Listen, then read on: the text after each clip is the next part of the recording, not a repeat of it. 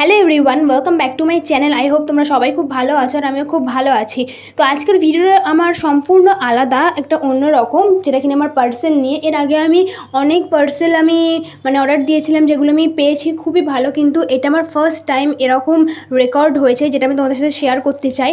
এটা এসেছিলো ইকম এক্সপ্রেস থেকে, যেটা কিনা আমি কোনোভাবেই অর্ডার দিইনি, বাড়িতে চলে এসেছে। আর পুরো ঠিকানা থেকে শুরু করে, ফোন নাম্বার থেকে শুরু করে সমস্ত কিছু একরকম। আর এর ভেতরে দেখো আর একটা প্যাকেট ছিল, স্যাডো ফ্যাক্স বলে লেখা ছিল, দেখতেই পাচ্ছ। আর প্যাকেটটা পুরো অন্যরকম। তো এটা একটা ফেক সেন্টার থেকে এসেছে, যেটা কিনা ফতেপুরে রয়েছে। ইকম এক্সপ্রেস এমনিতে সার্চ করলে পাওয়া যাচ্ছে, কিন্তু ওদের যে অ্যাপটা রয়েছে ওই অ্যাপে জয়েন করা যাচ্ছে না। ওখানে শুধু দেখাচ্ছে যে তুমি যদি সার্ভিস দিতে চাও তবেই তুমি জয়েন করতে পারবে। তো আমি তারপর এটা ওপেন করতে এখানে দেখতে পাই একটা মেল প্যান্ট দিয়েছে, তাও আবার একদিকে রয়েছে একদিকে নেই।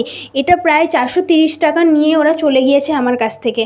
ঠিক আছে, বাড়ি বয়ে এসেছে। এবার আমার মিশোতে অনেক পার্সেল অর্ডার দেওয়া ছিল, এবার তার মধ্যে থেকে আর একটা সেম জিনিসেরই একই দাম ছিল।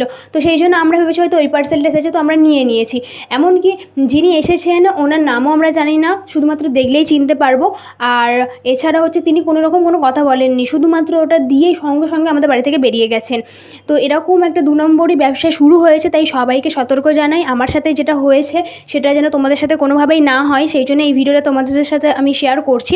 আর এখান থেকে কোনোভাবে রিটার্ন করার কোনো অপশান নেই, কিন্তু এই প্যাকেটের গায়ে রিটার্ন কোড আছে। আর গুগলে ইকম এক্সপ্রেস সার্চ করলেই ওখানে একটা নাম্বার শো করছে, যেটা ল্যান্ড নাম্বারে ফোন করলে। তো নাম্বারটা ফোন করলে 10 সেকেন্ড করে ফোনটা ধরছে, দেন তারপর কেটে দিচ্ছে, কোনো আওয়াজই বেরোচ্ছে না সেখান থেকে। তাই আমি সবাইকে খুবই রিকোয়েস্ট করছি, বারবার পার্সেল আগে তোমরা যেখানে অর্ডার দিচ্ছ সেখান থেকে দেখে নেবে যে তোমার কোন পার্সেলটা এসেছে, দেন তারপর নেবে। আমার মতো এই ভুল কাজটা হুটহাট করে কেউ করো না, তাহলে তোমরাও কিন্তু এইরকম সমস্যায় পড়বে। পুরোটাই এটা আমাদের একটা ঠকিয়ে দিয়ে তারা চলে গিয়েছে। আর ঘটনাটা ঘটেছে বিবিরহাটের ভেতর কিশোরপুর নামক একটি গ্রামে। তাই তোমাদের কাছে একটা ছোট্ট রিকোয়েস্ট যে ভিডিওটাকে ঝটপট তোমরা শেয়ার করো, যাতে কোনোভাবেই অন্য কারোর সাথে এটা না হয়।